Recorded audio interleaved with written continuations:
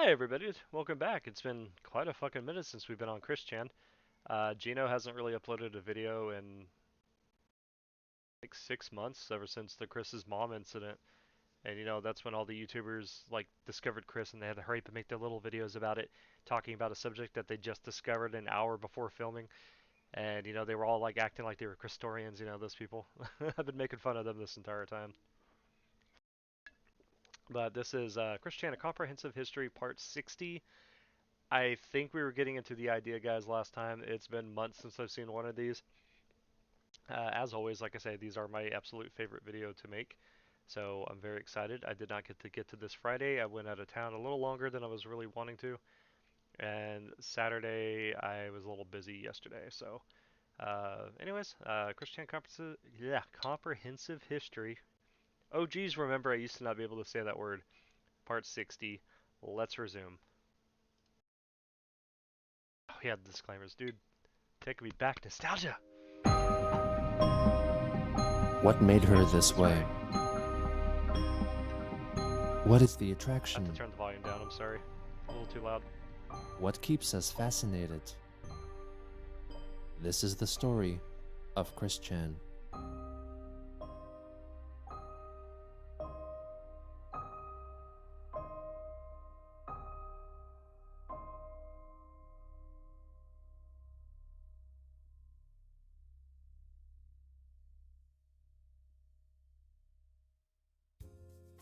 On November 15th, 2017, Christine went to Twitter to post about a new customization feature she unlocked in the Sonic the Hedgehog game Sonic Forces, which allowed users to create characters with. I just gotta say this real quick. I didn't mean to pause. I forgot how much I'm pausing these already. Okay. So this fucking game was so bad, and I don't criticize shit like video games that I love because I love Sonic, which is partly what I'm drawn to Chris to or for. But I fucking hated this game. I have never. There's only been okay. I take that back. There's been a few times where I've been like absolutely rage filled playing a game. Sonic Forces was one of those games, and this is coming from somebody who is a big, big fan of the original Sonic games and Sonic Adventures games. Different colored eyes, wondering if the feature was inspired by Chris's own slight heterochromia. The next day, she bought the video game Mother Russia Bleeds, set in an alternate timeline of 1980s Soviet Whew, this is hitting a little home right now, boys, isn't it? Russia. On the 19th, Chris publicly updated the area code for Quickville, Virginia as 69488, likely instructed to do so by Joshua Wise, the person responsible for altering much of Quickville's storyline and Chris's own personal beliefs. Oh wait, is this the idea, Members of the Kiwi Farms discovered that it was a zip code in Germany, though could have been a coincidence since the number was more likely a combination of references. The sex position, known as 69, and the White Nationalist Code, 1488, representing the 14-word slogan, "We must secure the existence of our people and a future for white children," and the I mean, I'm going to sound a little controversial. I don't really think that's necessarily a racial thing to say, because people of every race kind of say things like that, but it's whatever. I never knew about the 1488. That's kind of interesting. Nazi salute Heil Hitler, with the two 8s referring to the 8th letter of the English alphabet, H. On November 20th, Chris uploaded a new drawing on Patreon featuring Christine and Sailor Mercury and Luna from the Japanese anime series Sailor Moon, having a conversation, with supposed Japanese translations next to their English speech bubbles. It is likely that Wise provided her with falsified Japanese text from which to copy through role-playing as his alias, John Yamada, for none of the Japanese text matched the English dialogue. Which is funny because for example, Christine expressed pride in being able to write her name in Japanese, when in fact she had written "Watashi wa penisu omotte imasu," which translates to "I have a penis." Furthermore, what Chris assumed was smart hearts, smart minds, well-educated support, actually translated to, "You look like the kind of person who fucks a guy in the ass and doesn't have the courtesy to ejaculate inside him." Soon after, Chris's monthly Patreon earnings dropped from $647 to $491, with at least one individual commenting that the reason for their departure was her failure to ship a comic book to them. Chris, on November 26th, bro, Chris went to Twitter to reveal that my nigga, Chris, you getting $600 fucking dollars from making like shitty ass Sonic 2 comic books. I'd fucking love to do that with my Snap comics that I used to do. You live in the dream, my man. You make art with Crayola colors, and you're making $600. Like, if I could do that with the job I have right now, I'd be fucking banking, dude. I could live off that $600 to last me the whole month on food. Everything else just goes to like savings. That'd be fucking great. You're dropping the fucking ball, dude. Ville would soon be holding elections for the next mayor and posted a poll of the candidates, asking her readers who they would choose. The list consisted of actor Brendan Fraser, chairman of China Mao Zedong, Chris's fictitious secretary and former mayor Alison Amber, and dictator of Chile Augusto Pinochet. She later added that Russian President Vladimir Putin, who was purportedly the US president in Quickville's dimension, was also in the running. She afterwards posted a similar poll asking her fans to vote. I really feel like Chris is just predicting the future. Not even that. I feel like Gino just made this because of like the growing tensions with Russia and the Ukraine right now, which is kind of funny. Ian Brandon Anderson, that's funny. For the new chief of Quickville Police Department. Her list of candidates included infamous serial killer Ed Gein, drug trafficker and authoritarian ruler of Panama Manuel Noriega, and Chris's own troll-given alias Ian Brandon Anderson. On November 28th, Christine posted on Patreon her calculations determining the age of her My Little Pony counterpart, Nightstar, to be 1,500 years old, accounting for the different lengths of years and days in the pony setting of Equestria. But did you include leap year? In early December, Joshua Wise began enacting a new campaign of trickery and thought-altering by telling Chris stories and presenting altered images purporting to show Nazi forces invading Quickville, Virginia, in the hopes of capturing all the heroes of the town. Wise's John Yamada persona told her that the Christian Weston Chandler of the Quickville dimension had been kidnapped by Nazis and sent to the past, where he acquired satanic powers and abolished women's rights to enact his love quest, while also helping Nazi Germany win World War II, thusly explaining why the United States of that alternate dimension was under Nazi occupation. Christine made an angry drawing and monologue depicting herself kicking Quickville's Christian in the groin for what he had done. That's how he became a woman right there. He went back in time and removed his own testicles. Holy shit. That makes more sense for a timeline than the Avengers Endgame movie. To the world, thusly killing Christian. On December 5th, Chris began posting new pages of Sonichu issue 15, detailing the births and early lives of Sonichu and Rosechu. That's cool. Due to the influence of Joshua Wise, Chris changed the canonic birthday of Sonichu from March 17th to April 20th, either to reference the widely known date of 420, a celebration of marijuana smoking, or German dictator Adolf Hitler's birthday. Yeah, I was gonna say that's also Some my members friend's of birthday. the Kiwi Farms noticed that for the new pages, she was closely referencing, if not directly copying or tracing, the fan comic Rosechu's story, made by Kiwi Farms user Tricky. However, Chris took extra effort to depict the tail of the Raichu Pokemon, which later turns into Rosechu, as a distinctly round-tipped female tail. Upon noticing this, Joshua Wise convinced her otherwise by claiming to be Rosechu, who had allegedly borrowed his computer to message Chris. Oh my god. On December 6th, Christine confessed on Facebook that Rosechu was born male.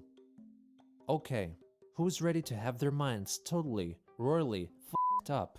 Rosie, our prime Rosechu, sweetheart of Sonichu, was born as a Pichu, male! The d***ed trolls were correct. Up until See, I would have been laughing so hard, but I actually already knew this, and I'm very upset. around the 4-cent garbage adventure, Rosie did have not a vagina, but a penis. She had the operation to become fully woman and give birth to Christine. Well, okay, hey Chris, biology wants to talk to you. Roberta, and Sarah. I felt super mortified and beyond shocked when she came out to me as a trans woman herself, since when I created her after Sonichu around 2000, I had created her to be a female-only Pokemon, like a Kangaskhan. But, apparently, even though I am creator, apparently I am not a total goddess over my own city and creations.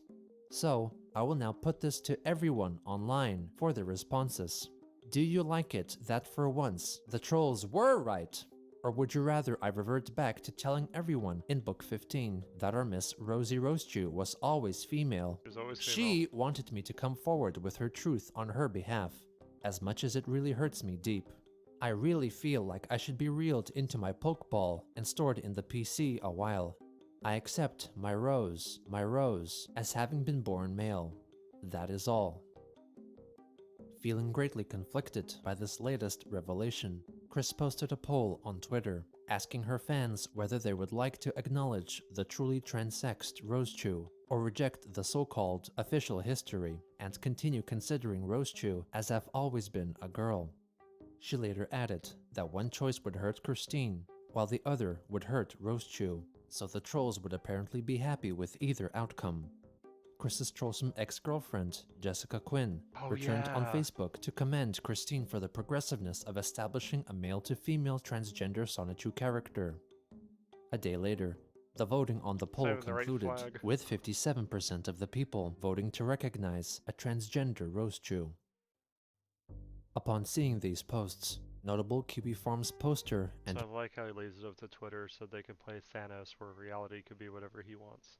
Moderator, the American Hedgehog, created a thread on the forums to collect and discuss all the recent and forthcoming information dispelled by Chris, which was decidedly made under duress or under the influence of an unknown troll feeding her ideas, who was at the time only referred to as Idea Guy. By this point, Wise had messaged some people on the QB Farms using his account BallsyMaker94, boasting about his involvement, but he had told them to keep his identity a secret. Marvin, moderator on the QB Farms, and the original man in the pickle suit, allegedly knew BallsyMaker94 was the Idea Guy, and even provided him with some advice concerning some trolling schemes. On December 11th, Christine unveiled a new character currently present in Quickfill, Battery Charge Heart, CPU of Quickfill, inspired by the CPUs, or goddesses, of the Hyperdimension Neptunia anime. Though unlike the original CPUs, Battery Charge does not represent any specific video game console. It was also on this day that Chris released a new YouTube video in which she recites what she believes to be a Cherokean chant, as informed by the Idea Guy, Joshua Wise, when in fact, it was the combination of the Russian taunt, Anu Chikibriki, popularized by the video game series Stalker, and Davai, which meant come on or let's go. She is also squatting with a bottle of vodka in front of her while wearing a cap and striped Adidas tracksuit, a wardrobe and mannerism associated with the Gopnik subculture of Russia and other former Soviet states. I feel like he really just made this video because of what's going on with the social climate in Russia.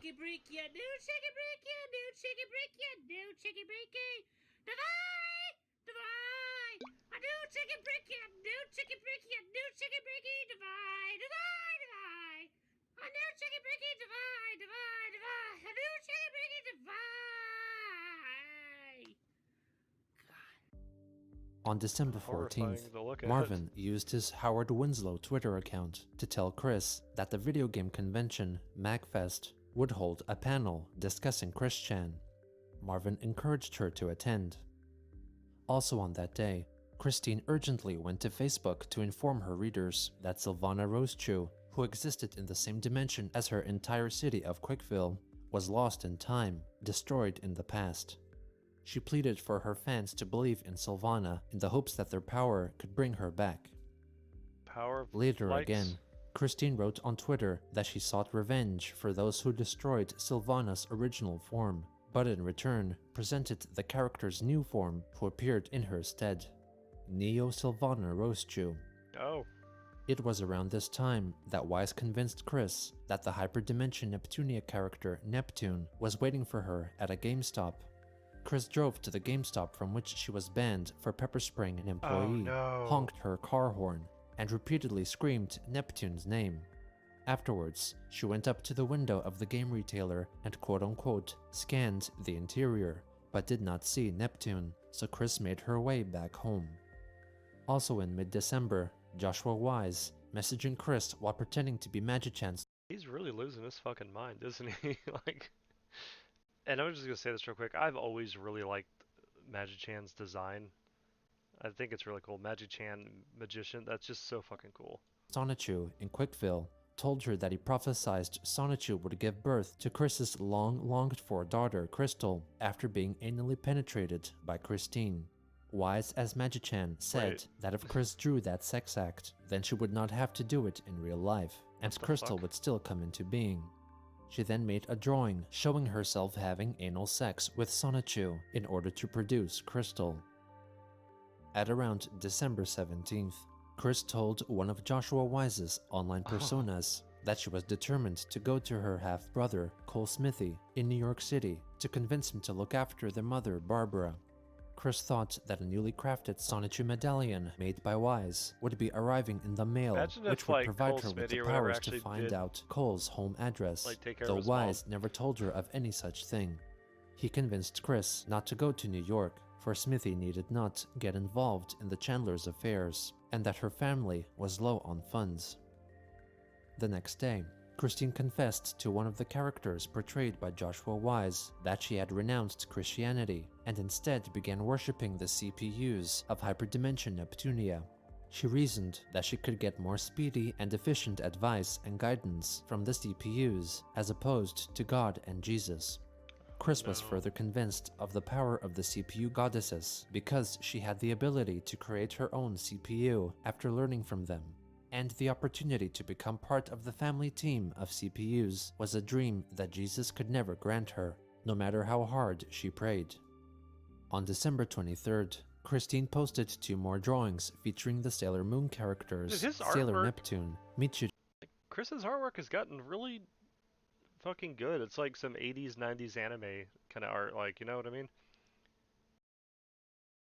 Like, people shit on his art, but I think it's gotten really, really good. I mean, you know, as you can tell, she has like a clit, and this one right here has a dick. That's why the legs are so far spread apart. And Haruka, claiming that their speech bubbles had been translated into another language, when in fact, the accompanying translations were German lines of pro-Nazi dialogue taken from the video game series Brothers in Arms and Wolfenstein.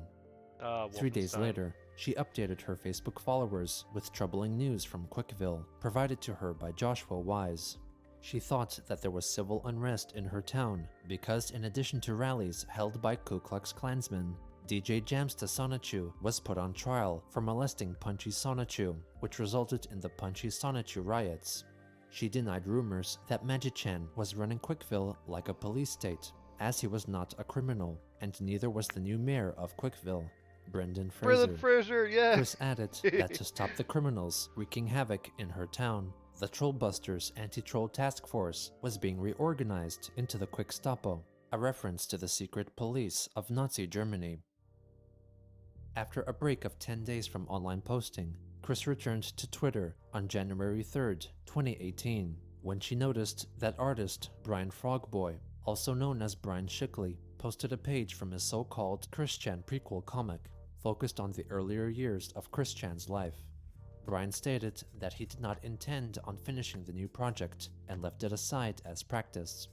Christine commented that she was very interested in seeing how the story developed and how the artist would treat some aspects of Christian's past life. I'm kinda interested With this encouragement, Brian continued to work on completing the comic before the end of the month.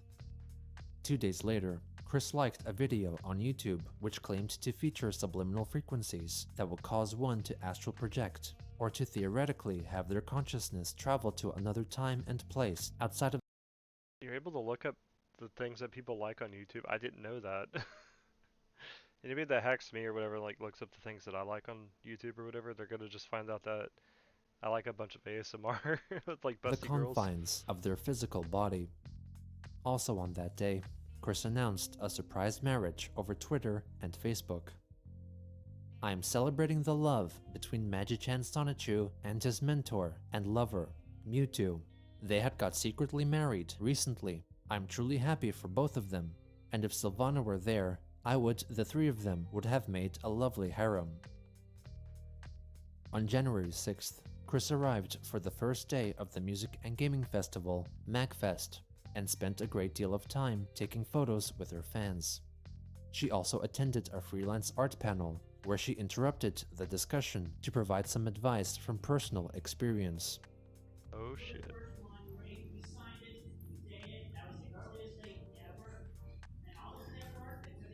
It was noted that she brought a baseball bat with her to be used in a case of self-defense. The schedule for the second day of the convention featured a retrospective of the history of Sonichu and its creator, Chris Chan. Christine attended the panel as an observing audience member. The room was veritably packed, and the panelists discussed subjects of an intimate level, which included the many trolling sagas, and She Came for Quick, the drawing in which Chris depicted himself sexually satisfying his friend, Megan Schroeder. God.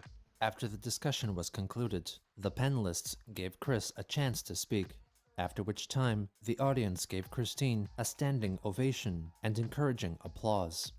She proceeded to walk down the aisle, high-fiving and hugging her adulating fans. Chris's longtime trollsome gal pal, Kim Wilson, was also in attendance and later recounted the experience. The panel was created to definitely be a huge mockery of Chris. Chris wasn't invited, as far as I'm aware of, and only decided to come because he got wind of it. It was more or less of a surprise to the people running the panel when they found out he was there. They definitely glossed over a lot of their slides and made it seem more positive.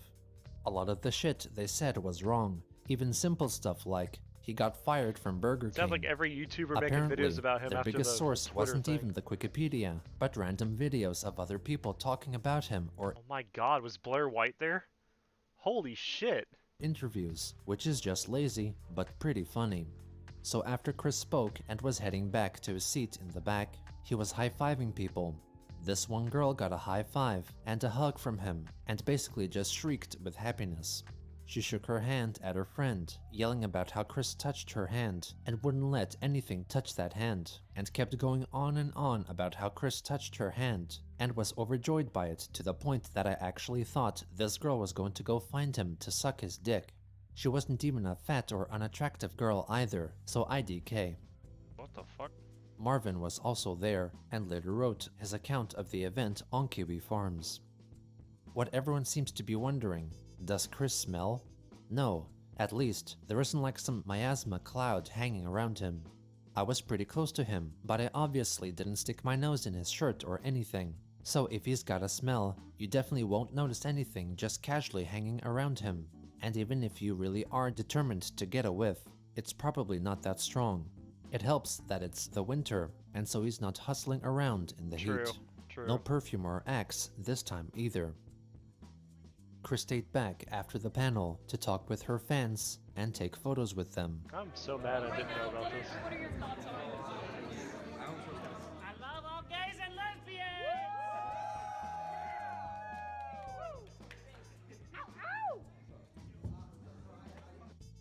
Also in the audience was Adam Stackhouse, the winner of the 2007 Parappa the Rapper Song Contest, who was the subject of much of Chris's anger at the time. They seemed to finally meet on pleasant terms and took a selfie together. On January 9th, Brian Frogboy posted another image from his Sonichu prequel comic. Chris commented that the page accurately described his yearnings back then, having devoted too much time on fulfilling his love quest instead of focusing on Sonichu, admitting to being too selfish back then. The next day, Alan Denton, a writer for the Sonic Boom TV series, tweeted, "I love when people are inspired enough by something to write their own fanfiction. Totally support that. But, and I can't believe I have to say this, if you then insist to the creators that your made-up story become canon, you've gone too far. Whisper silently to my folder of Sonichu fanfic, but not you. You'll all be canon one day." 2 days later, Christine shared newly uncovered memorabilia concerning her late father, Bob Chandler, which included a newspaper clipping regarding his 25th anniversary of working with General Electric, and a flyer advertising his so-called musical pushcart, which would play vintage music for any willing listeners in downtown Charlottesville. On January 10th, the idea guy, Joshua Wise, invited an unknown user of the Kiwi Farms to take part in a trollsome conversation with Chris, using the messaging function of the digital video game distribution service Steam. The other party was told to portray the part of high-ranking SS figure during World War II, Hermann Fegelein, who was allegedly threatening to lead German forces into the My Little Pony land of Equestria, claiming that it had belonged to the Reich centuries ago. Their conversation ultimately concludes inconclusively, with the threat of invasion pending. Wise later wrote that he pushed the Nazi storyline onto Chris since she easily identified them as a villainous entity and did not understand why Russians, North Koreans, or communists were bad. On January 16th, Wise convinced Chris that Nazis had planted a surveillance bug inside her Christine doll, which she had fashioned out of a My Little Pony figurine to make it look more like herself. She proceeded to destroy the doll on camera. Frickin' Nazis. I am not afraid of any of you. And you do anything else in Quickville, I'm gonna send you all down the river. I mean, I don't know, send liberals are kind of yourselves down scary the to me. river before I send you all down the river. Oh my god. Oh my god. You think I can be pulled off like this by having feel it most of myself? Even the ones I end up putting together and you end up bugging? Well, I won't have it, and you all will not be in Quickville for much longer. I'll see to it personally. Oh, I really glued this thing good. Anyway. She then uses a part of a bed frame to attempt to crush the doll further. So there! Oh my god. 3 days later, Chris continued the anti-Nazi theme by uploading a video on YouTube in which she destroys her Christmas tree to intimidate the Nazis, which were apparently invading the My Little Pony land of Equestria.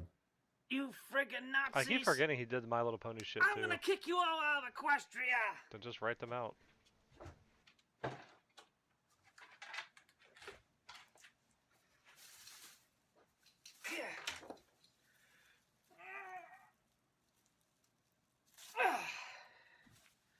I'll kick you out of Equestria! Why does he look like Bob R.R. Martin? Or whatever the fuck, that Game of Thrones guy.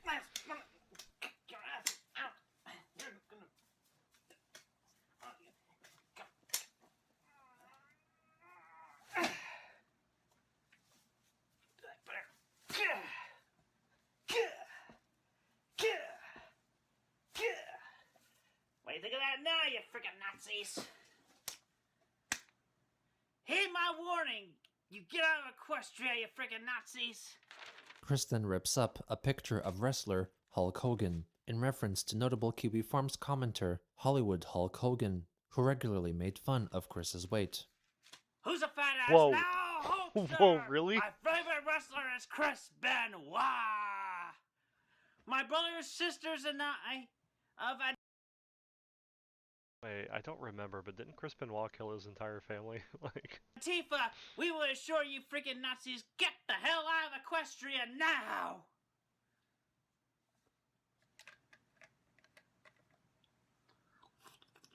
drinking bath soap. I'll be back. Asta!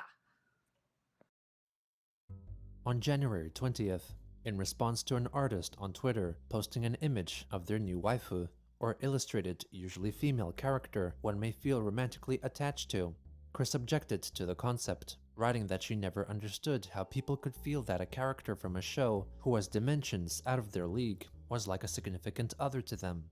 She was instead more old-fashioned, preferring real women.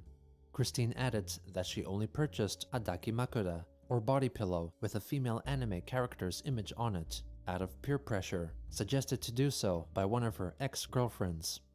During the time Chris had it, she never envisioned it as anything more than just a pillow, and apparently had already disposed of it.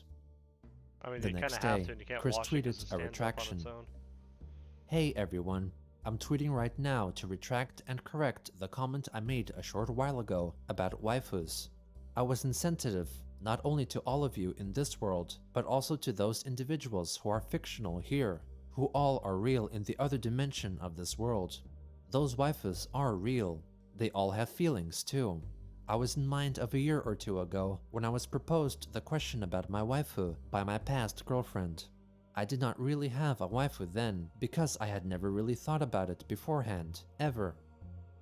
Soon after, she deleted these tweets, and in their place, retweeted the original tweet which sparked this discussion, and wrote that all those who had waifus should treat them with the utmost kindness and respect, as they were real, had families, and all that. The sudden change of mind may have been the result of Joshua Wise beginning to roleplay with Christine as the Hyperdimension Neptunia character, Blonde. They got into arguments concerning Chris's laziness and how she would treat Blanc if they were in a relationship. When asked what she would do if on a date with Blonde, Chris wrote, "Firstly, we get to the bedroom. Communication is key, and I would listen. We get undressed. I would make out with you, make my way downwards, and I would put my 2 middle fingers onto your clit for starters. Then, I would progress into your vulva with my fingers and rub the front inside of your vagina." I can't imagine a single woman on this planet that would get turned on by you saying, "I'm gonna progress into your vulva." Maybe I'm wrong. "And with your request, I would lick it on the clit, the edges, and even put my tongue into your vag." This allegedly disgusted Blonde. On January 22nd, QB Farms moderators revealed the identity of the idea guy as Joshua Wise.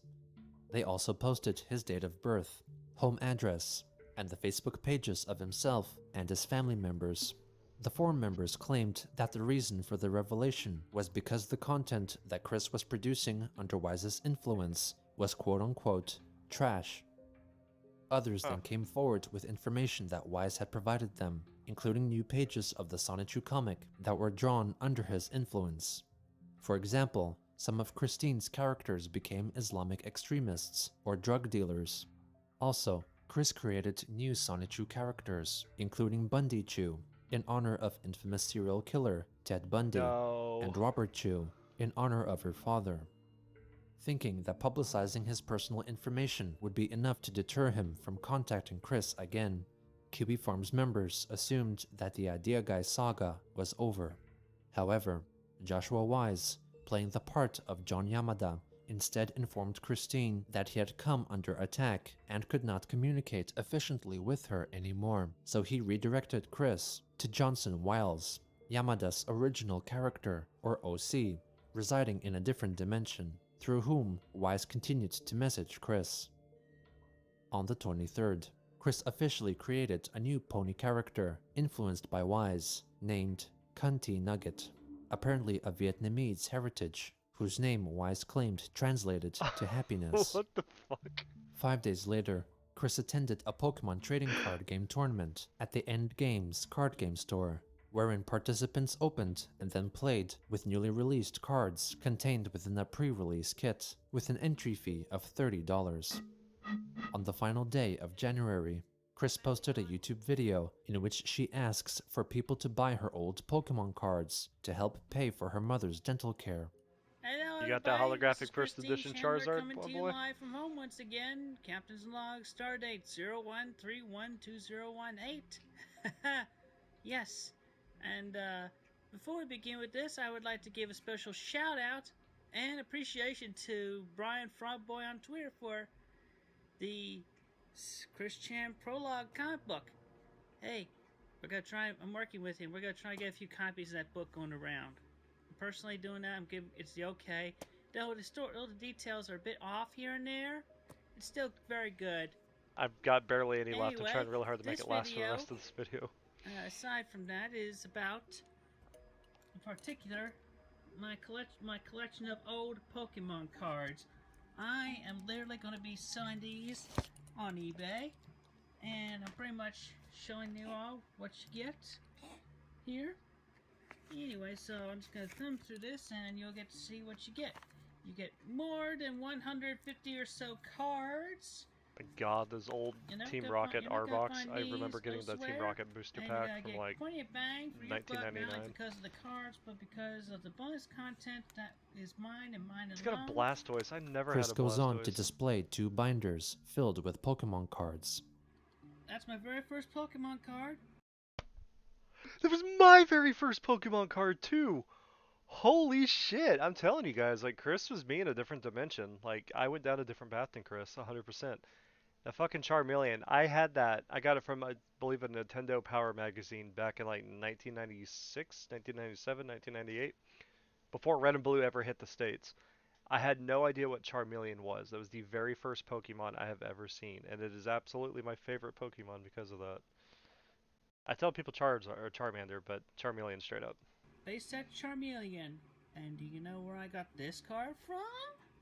I literally got it from this Nintendo Power magazine. I'm thinking about adding this to. Holy shit! I'm scared. Holy shit. Dude, I'm literally Chris from another dimension. I'm fucking freaking out, man. Holy shit. A listing and this as well for its own listing, and I'd sign it. Here, watch me sign it right now, alright? Now this guy's gonna need a dental job. This listing is definitely going to help restore my mother's teeth. She still has lots of problems with that. This is it. This is my very first card ever. And I definitely personally document it. Oh my god. The card that's in here. See? I got my very first Pokemon card from the February 1999 Nintendo Power issue. Yay! #1 card. Alright, so that's it for now. In a little while, I'll probably do a dance video because that was a pay request, but I have so many other things. I'm going to add that little clip that I just had right there as a separate video.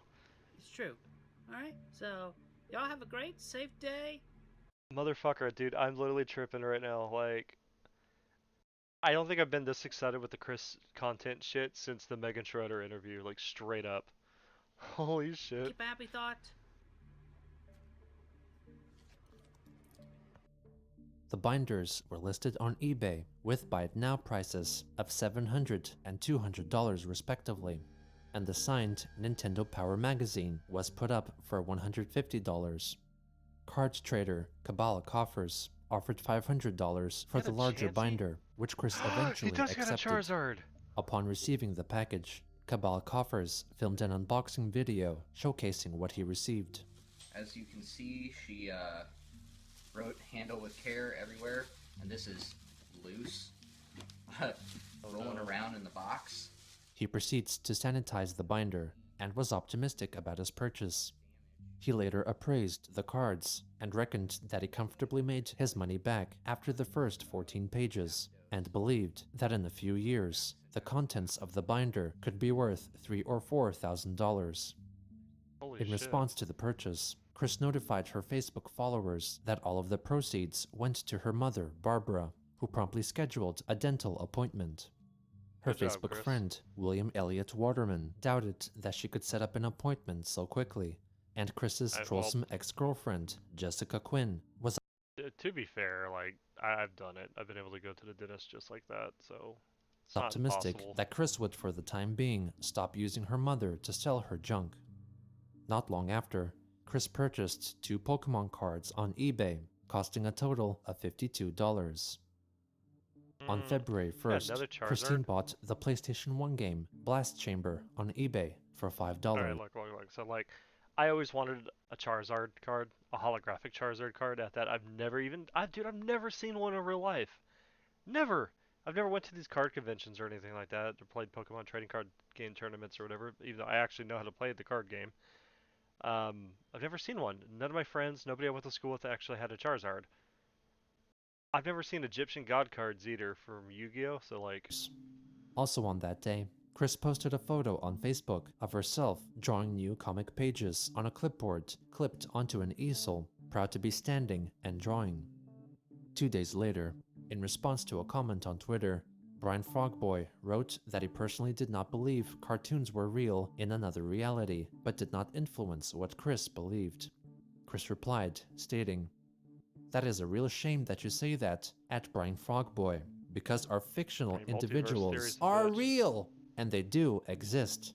They are alive and breathing and living, just like you, I, and everyone else in this world.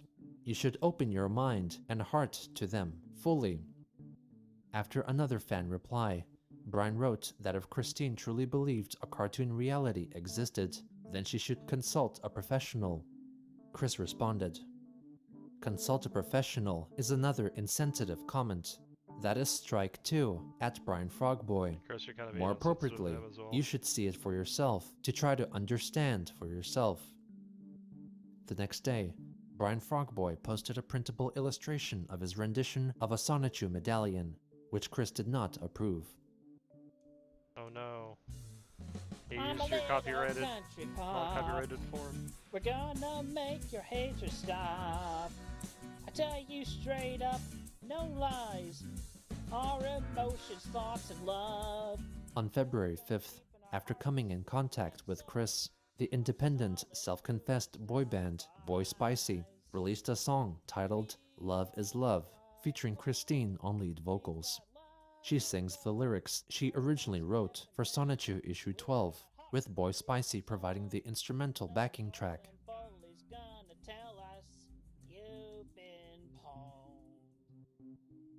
On February 7th, Brian Shickley revealed that he had received a printed proof copy of his Christian prequel comic, which was printed by the custom book publishing site Lulu. They discussed how he would provide the books for Chris to sell by herself, stating that she would be getting all the profits. 2 days later, Chris announced that her Sonichu comic books were once again available for purchase from Lulu for the first time since her ban in December 2015, which she evaded by creating a new account. Oh. I thought she got it he got it Chris appealed. Chan.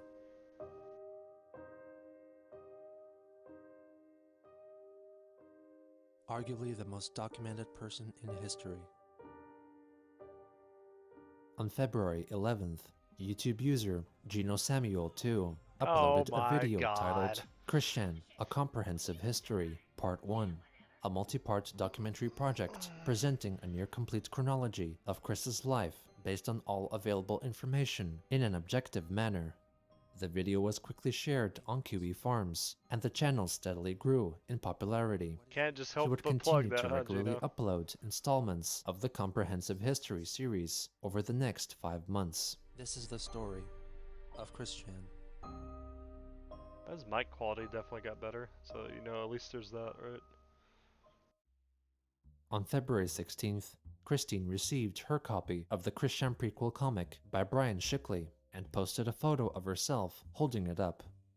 On the 20th, she posted photos of her new Christine and Nightstar dolls, which were repainted My Little Pony figurines like their predecessors. 2 days later, she spilled paint on several pages of Sonichu issue 14, but instead of throwing them away, decided to list the stained pages on eBay, announcing so in a YouTube video. From my recent painting projects, I had an accident. I spilled some paint on my hand-drawn cover of Sonic. I think it's kind of a smart idea to do that. So the first 3 pages. So I'm going to be tracing and redrawing these 4 items. So at this point, I'm going to be putting these up on eBay. So if any of y'all would like something that was originally hand-drawn with me from amongst my books, now's a good time. Yeah, I think that's a smart idea to sell this. But still, you know how hey, at least it he's is honest, artists, right? That's what makes it more unique. I mean, this and I'll time, personally anyways. put a certificate of authenticity on all these, and these will come in a page sleeve. So step right up and pay some good money for a little bit more of something authentic from me. Thank you, and have an awesome day. The pages were listed with an asking price of $100 and were sold 2 minutes after being posted. Bam. On February 24th, Chris celebrated her 36th birthday and made a special announcement He on has the Facebook. capability of making money. He just doesn't know how to Everyone, please listen. fucking manage I it. would like to personally talk about Christian Love Day, as it is not only my own birthday, it is not a day of loving Christians, though they are people who deserves as much kindness and love as everyone else respectively and Asshole. individually does. And side note, it is also Mexico's Flag Day. But what Christian Love Day truly means to me, and I feel should be encouraged for everyone else to follow in suit on every February 24. If you would, please. It is a day to extend your love and kindness to everyone, period, and do it with as much gusto and sincerity as you like. May they be family, sweetheart, friend, ally, workmate, creature, plant, an individual who is a fantasy character in this world of ours, and, of course, even a stranger or someone you do not know yet. Share the love. Moreover, let your friendship and family circles grow. Do not be shy. The more genuine love and kindness you give, the more you do get from them and everyone else. Give a hug. Give a smile. Say hey there, for Christian Love Day is the special day we give love and kindness to everyone. Thank you all so much. Love, Miss Christine Weston Chandler. For the time being, it seemed that Christine had regained some semblance of control of her own life and her mind. Her online reputation continued to provide her with additional income in the form of eBay sales and Patreon supporters. However, out of sight of the public eye, individuals with menacing plans were toying with her emotions and beliefs and were about to push her to her breaking point. Damn, man. This music is like haunting because it really hits me, you know, like right here. I'm just kind of like, damn, man. As always, thank you, Gino Samuel. You hit the fucking spot, the fixing that I needed for quite a while. I'm sure a lot of people felt the same way. Chris Chan's Comprehensive History Part 60 is phenomenal. Really enjoyed this. It's pretty funny. I had a good little trip out with the whole Charmeleon card thing. That was pretty badass. But if you guys haven't already, definitely subscribe to Gino Samuel. I don't know why I even have to say that. And if you haven't already with me, please subscribe to me because I do react to these. And I will try not to react to them the day that they are uploaded anymore. I used to do that. I'm sorry. Um, yeah. Pray for my nigga Chris in prison. Hopefully he gets out soon. Go see his like actual psychiatric help and not be locked up. Like a lot of people think he needs to be locked up, but if you watch like a show like 60 Days In, for instance, you could clearly see where these people need. A lot of these people just need fucking mental help. Like locking them up doesn't do anything. You're just kind of screwing these people up even more than they already are. But that's my TED Talk. I'll see you guys in episode 61, whenever that is. Until then, goodbye.